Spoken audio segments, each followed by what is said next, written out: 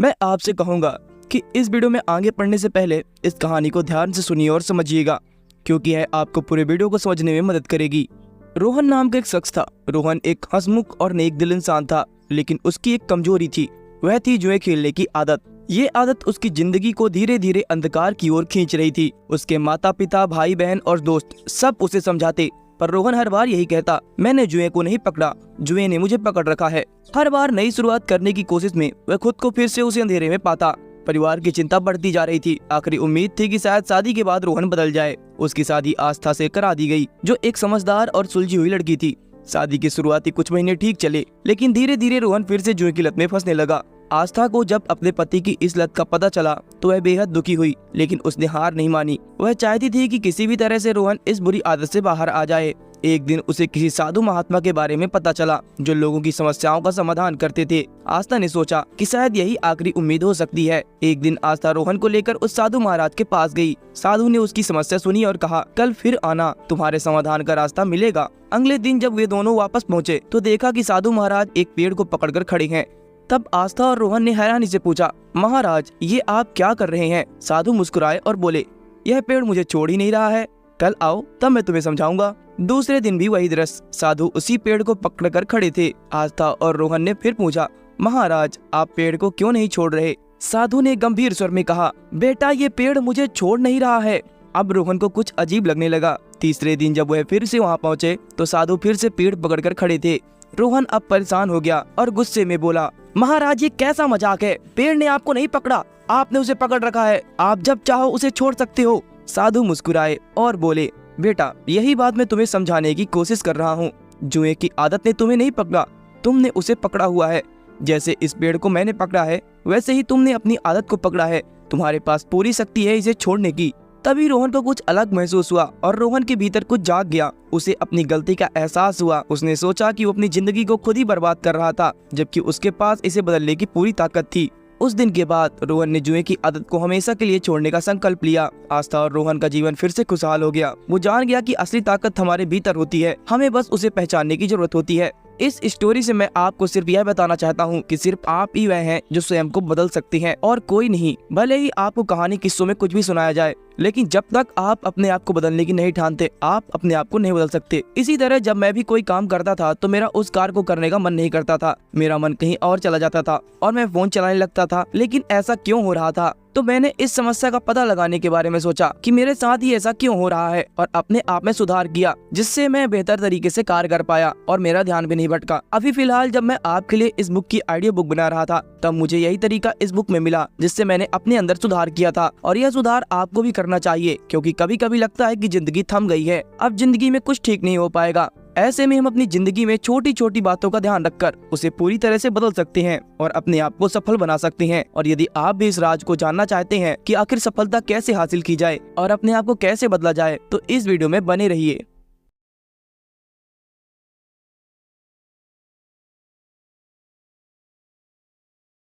Atomic habits के episode 7 में आपका स्वागत है। आज हम जानेंगे नियम 6 को, जिसका टॉपिक है प्रेरणा का अधिक मूल्यांकन। माहौल का महत्व अक्सर अधिक होता है। बोस्टन के मैसाचुसेट्स जनरल हॉस्पिटल में primary care physician any Thorndike के पास एक बहुत ही विचित्र आइडिया था। उनका मानना था कि वे हॉस्पिटल स्टाफ और वहां आने वाले हजारों लोगों की खाने पीने की आदत उनकी इच्छा शक्ति या प्रेरणा में बदलाव किए बिना सुधार सकती है। वास्तविकता तो यह थी कि उनकी उसमें से किसी से भी बात करने की योजना भी नहीं थी। एनी और उनके साथियों ने 6 माह के अध्ययन का प्रोग्राम बनाया। इसके तहत हॉस्पिटल के कैफेटेरिया में रखे जाने वाली खाने पीने की वस्तुओं का स्थान बदला जाना था। उस कमरे में ड्रिंक्स कैसे रखे जाएंगे, इससे उन्होंने शुरुआत की। शुरू से ही रेफ्रिजरेटरों को कैश रजिस्टर के पास रखा गया था, जिसमें केवल सोडा भरा रहता था। रिसर्च करने वालों ने इसमें पानी को भी शामिल करने का विकल्प रखा। साथ ही उन्होंने पूरे कमरे में खाने पीने की चीजों के साथ बोतल बंद पानी की अनेक बास्केट रख दी। पुराने रेफ्रिजरेटरों में हालांकि अभी भी सोडा प्राथमिकता से रखा था, लेकिन पानी अब हर स्थान पर उपलब्ध था। अगले 3 माह में यह देखने में आया कि अस्पताल में सोडा की बिक्री में 11.4% की कमी आ गई, जबकि पानी की बोतल की बिक्री 25.8% बढ़ गई। उन्होंने इसी तरह की व्यवस्था खाने की चीजों में भी की और उन्होंने देखा कि वैसा ही परिवर्तन हुआ है। वहाँ खाने वालों से किसी ने भी एक शब्द तक नहीं बोला और बड़ा बदलाव कर दिया। इसी तरह हमारा व्यवहार केवल हमारी इच्छाओं पर नहीं, बल्कि माहौल के आसपास के संकेतों पर भी निर्भर करता है। उदाहरण के लिए अगर कुकीज टेबल पर हों तो हम अनजाने में उन्हें खाने लगते हैं। स्टोर्स में भी इसी सिद्धांत का इस्तेमाल होता है, जहां महंगे उत्पाद आंखों के स्तर पर रखे जाते हैं ताकि ग्राहक उन्हें अधिक खरीदें। हम अक्सर अपने फैसलों को अपनी इच्छा मानते हैं, जबकि कई बार ये सबसे आसान और स्पष्ट विकल्प चुनने का नतीजा होता है। आप कठिन चीज नहीं चुनना चाहते, आपके मस्तिष्क का स्वभाव ही है सरल चीजों को जल्दी से जल्दी चुनना। इसीलिए आप स्टोर्स में वो चीजें जल्दी खरीदते हैं जो आपकी आंखों के सामने होती है। इसे भले ही आप यह समझें कि यह आपका फैसला है, लेकिन यह आपके दिमाग की सरलता का परिणाम होता है जिसके कारण आप कोई चीज खरीदते हैं। क्योंकि मनुष्य की अनुभूति सेंसरी नर्वस सिस्टम से निर्देशित होती है, जिसमें हमारी आंखें सबसे शक्तिशाली होती हैं। 110 लाख संवेदी रिसेप्टर्स में से लगभग 100 लाख आंखों से जुड़े होते हैं। यही कारण है कि हमारा व्यवहार अक्सर दृश्य संकेतों से प्रभावित होता है। जैसे आप जब किसी के पास आईफोन देखते हैं तो आप उस व्यक्ति को अमीर मानते हो, भले ही वह आर्थिक तंगी से क्यों न गुजर रहा हो। अतः अच्छे संकेतों वाला वातावरण हमें उत्पादक बना सकता है। अच्छी बात यह है कि हम अपने माहौल के शिकार नहीं बल्कि इसे रचने वाले भी हो सकती हैं। इसलिए हमें ऐसे प्रयास करने चाहिए जिससे हमारा व्यवहार सकारात्मक रूप से प्रभावित हो सके। तो आखिर सफलता के लिए आसपास का वातावरण कैसे तैयार करें?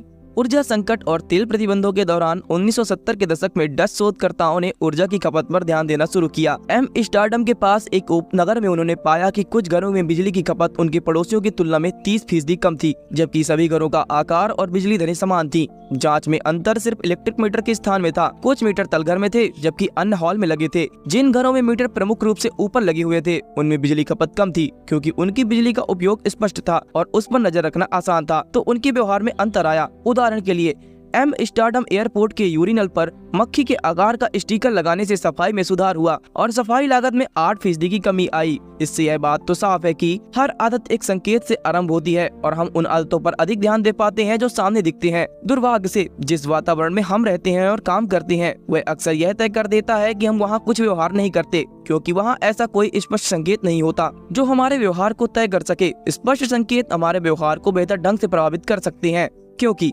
मैंने स्वयं अपने जीवन में स्पष्ट संकेत की शक्ति को अनुभव किया है। मैं स्टोर से सेब खरीदता था और उन्हें रेफ्रिजरेटर के नीचे वाले खंड में रखकर भूल जाता था। कुछ समय बाद जब याद आता तो वे खराब हो चुके होते थे। क्योंकि मैंने उन्हें देखा नहीं तो मैं खा नहीं सका। इसीलिए धीरे धीरे मैंने खुद ही समझकर वातावरण को बदलने की ठानी। मैंने एक बाउल खरीदा और उसे किचन की टेबल के मध्य में रख दिया। अगली बार से मैंने सेब खरीदे और उन्हें ऐसे स्थान पर रखा जहाँ मैं उन्हें देख सकता था, यानी टेबल के ऊपर रखे बाउल पे। जैसे कोई चमत्कार हो गया। मैंने हर दिन कुछ सेब खाने शुरू कर दिए, क्योंकि मैं उन्हें अब देख सकता था जो पहले नहीं देख पाता था। इसी तरह आपके लिए कुछ उपाय हैं जिनसे आप अपने वातावरण को सुधार सकते हैं और अपनी आदतों के लिए संकेतों को ज्यादा स्पष्ट कर सकते हैं। जैसे यदि आप हर रात को अपनी दवा लेना याद रखना चाहते हैं तो अपनी गोलियों की बोतलों को बाथरूम के काउंटर के नल के पास ही रखें। इसी तरह यदि आप गिटार का अभ्यास ज्यादा बार करना चाहते हैं तो उसे अपने लिविंग रूम के बीचों बीच रख दीजिए। इसी तरह यदि आप लोगों को धन्यवाद भेजना याद रखना चाहते हैं तो अपने डेस्क पर इस नोट की स्टेनी रख लें। इसी तरह यदि आप अधिक पानी पीना चाहते हैं तो पानी की कुछ बोतलों को हर सुबह अपने घर के उन स्थान पर रख दीजिए जिन स्थानों पर आप अधिक जाते हैं। यदि आप किसी आदत को जीवन का हिस्सा बनाना चाहते हैं तो अपने माहौल में उसके स्पष्ट संकेत रखें। जैसे सिगरेट पीने वाले कई बहाने ढूंढते हैं, वैसे ही अच्छी आदतों के लिए बार बार संकेत रखें। बेहतर फैसले लेना आसान हो जाता है जब अच्छी आदतों के संकेत सामने हो। आप अपने आसपास के वातावरण को सकारात्मक संकेतों से भरकर और नकारात्मक संकेतों को कम करके अपने जीवन का नियंत्रण खुद अपने हाथ में ले सकते हैं। माहौल डिजाइन करके आप अपने जीवन के निर्माता बन सकते हैं, न कि सिर्फ उपभोक्ता। तो आखिर संकेत क्या होते हैं? मैं आपसे अगर सरल भाषा में कहूँ तो असल जिंदगी में संदर्भ या रेफरेंस ही संकेत होते हैं। तो फिर संदर्भ क्या है? अगर मैं आपको सरल भाषा में कहूँ तो संदर्भ आपकी पूरी स्थिति या माहौल है जहाँ आप रहते हैं, क्योंकि आते समय के साथ सिर्फ एक संकेत से नहीं बल्कि पूरी स्थिति या माहौल से जुड़ जाती हैं, या कहें संदर्भ से जुड़ जाती हैं। जैसे कुछ लोग सिर्फ सोशल पार्टियों में शराब पीते हैं। ऐसा इसलिए है क्योंकि वहाँ का माहौल, दोस्त, संगीत और बार उन्हें बार बार शराब पीने के लिए प्रेरित करता है। हम हर स्थान और कुछ आदतों को रूटीन से जोड़ लेते हैं। उदाहरण के लिए डेस्क, किचन या शयन कक्ष में रखी चीजें हमारी आदतों को प्रभावित करती हैं। हमारा व्यवहार किसी स्थान पर रखी वस्तु से नहीं बल्कि उससे जुड़े हमारे संबंध से तय होता है। हर व्यक्ति अपने आसपास के स्थानों से अलग तरह से संवाद करता है। उदाहरण के लिए एक युवती के लिए सोफा पढ़ने का स्थान हो सकता है, जबकि किसी अन्य के लिए टीवी देखने या आइसक्रीम खाने का। इस तरह विभिन्न आदतें स्थान से जुड़ी होती हैं और हर व्यक्ति का स्थान के साथ अलग अनुभव होता है। लेकिन अच्छी खबर यह है कि आप किसी विशेष आदत को एक खास संदर्भ से जोड़ सकते हैं। उदाहरण के लिए एक अध्ययन में लोगों को बताया गया कि वे सिर्फ थके हुए होने पर ही बिस्तर पर जाएं। इससे बिस्तर का संबंध नींद से जुड़ गया और नींद का आना आसान हो गया। नया वातावरण भी आदतें बदलने में मदद कर सकता है, क्योंकि यह पुरानी आदतों से जुड़े संकेतों से बचाता है। इसलिए नया स्थान या नया रूटीन अपनाना आपकी आदतों को बदलने में सहायक हो सकता है। आपके द्वारा बताई गई बातें बहुत ही उपयोगी हैं और आदतों को बेहतर ढंग से प्रतिबंधित करने के लिए अत्यधिक प्रभावी हो सकती हैं। इसे आसान बनाने के लिए यहाँ कुछ सरल कदम दिए जा रहे हैं। पहला, एक स्थान एक कार। काम के लिए अलग स्थान और आराम के लिए अलग स्थान बनाना शुरू करें, चाहे छोटा हो या बड़ा। हर कार्य के लिए अपना निर्धारित स्थान रखें। उदाहरण के लिए काम केवल डेस्क पर करें और आराम केवल बिस्तर पर। दूसरा, नया वातावरण अपनाएं। यदि आप एक ही स्थान पर रोजाना काम कर रहे हैं तो नए वातावरण में जाकर काम करने की कोशिश करें, जैसे पार्क, कैफे या लाइब्रेरी जैसी जगहों पर काम करने से आपकी सोच में नई ऊर्जा आएगी। यह तब कर सकते हैं जब आपको बोरियत महसूस हो। तीसरा, आदतें तोड़ें, आदतें बनाएं। जहां आप रोजाना काम करते हैं या समय बिताते हैं उसे थोड़ा थोड़ा बदलने की कोशिश करें। जैसे अगर आप एक ही दुकान से खरीदारी करते हैं तो एक नई दुकान में जाएं। यह आपकी आदतों को फिर से व्यवस्थित करने में मदद करेगा। चौथा, सीमाएं निर्धारित करें। अपने कार्य और व्यक्तिगत जीवन के बीच स्पष्ट सीमाएं बनाएं। जब काम खत्म हो जाए तो उस स्थान को छोड़ दें। इससे आपका मस्तिष्क आसानी से समझ जाएगा कि कब काम बंद करना है और कब काम शुरू करना है। पांचवा, स्वास्थ्य को प्राथमिकता दें। स्वस्थ खाने की आदतें बनाने के लिए नई जगहों से खाद्य सामग्री खरीदें, ताकि आप अनजाने में पुराने अस्वस्थकर विकल्पों से बच सकें। इन छोटे बदलावों से आप न केवल अधिक रचनात्मक और प्रभावी बनेंगे, बल्कि आपके जीवन में संतुलन भी बेहतर हो जाएगा। इन महत्वपूर्ण बातों के साथ कुछ बातें आपको और जाननी चाहिए। क्या आपको पता है कि आधुनिक तकनीक इतनी चपलता के बाद भी ताकत और कमजोरी दोनों है। आप सभी कार्यों के लिए फोन का उपयोग कर सकते हैं तो यह एक ताकतवर उपकरण बन जाता है, लेकिन जब आप फोन का उपयोग लगभग सभी कार्यों के लिए करते हैं तो इसे किसी एक काम से जोड़ना मुश्किल हो जाता है। आप उत्पादक होना चाहते हैं, लेकिन जब भी फोन आपके हाथ में आता है तो आप सोशल मीडिया, ईमेल देखना और वीडियो गेम खेलना नहीं भूलते। ऐसे में संकेत गड़बड़ा जाते हैं। इस विषय पर आप सोच सकते हैं कि आप समझ नहीं पाते, लेकिन मैं आपको समझाता हूँ। उदाहरण के तौर पर समझिए, मैं न्यूयॉर्क सिटी में रहता हूँ। मेरा अपार्टमेंट स्मार्टफोन के समान है। मेरे हर कमरे में मैं चाहता हूँ कि कई कार्य हों। बहुत स्पष्ट है कि यदि आपके पास जगह सीमित है तो आप अपने कमरे को कई गतिविधियों में बांट देते हैं।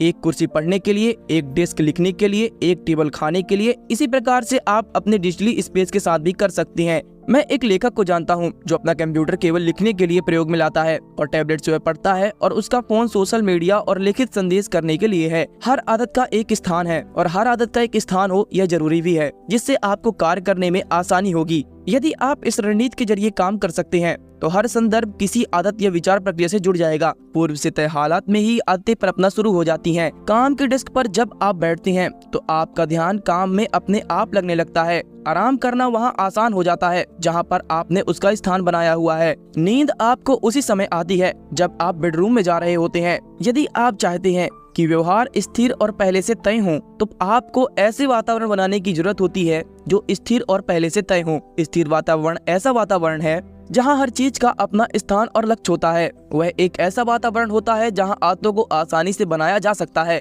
तो अब मुझे उम्मीद है कि आपको काफी हद तक मदद मिली होगी। तो अब चलिए अध्याय का सार समझ लेते हैं। इस अध्याय का सार यह है कि छोटे छोटे बदलावों से समय के साथ हमारे व्यवहार में बड़े परिवर्तन आ सकते हैं। हर आदत एक संकेत से शुरू होती है जो हमारे सामने के वातावरण से आता है। अगर हम अपने वातावरण में अच्छी आदतों की स्पष्ट संकेत करें तो उन्हें अपनाना आसान हो जाता है। नई जगह या वातावरण में नई आदतें बनाना आसान होता है, क्योंकि पुराने संकेत हमें प्रभावित नहीं करते। धीरे धीरे हमारा व्यवहार संकेतों से नहीं बल्कि वातावरण से जुड़ जाता है। तो दोस्तों, आज जो मैंने आपको बातें बताई हैं, इस बातों से आपको बहुत मदद मिल सकती है यदि आप चाहें तो। यदि आप अपने आप को बदलना चाहते हैं तो इन बातों का ध्यान रखें। इन बातों से आपको काफी हद तक मदद मिल सकती है, और इन आदतों को अच्छे से अपनाने के लिए आपको अगला एपिसोड जरूर देखना चाहिए। तो दोस्तों, यह ऑडियो बुक आपको कैसी लगी कमेंट करके जरूर बताइए, और कृपया चैनल जरूर सब्सक्राइब करें। और फिर मिलते हैं अगले वीडियो में। तब तक सक्सेस के लिए सुनते रहें right as we book with me.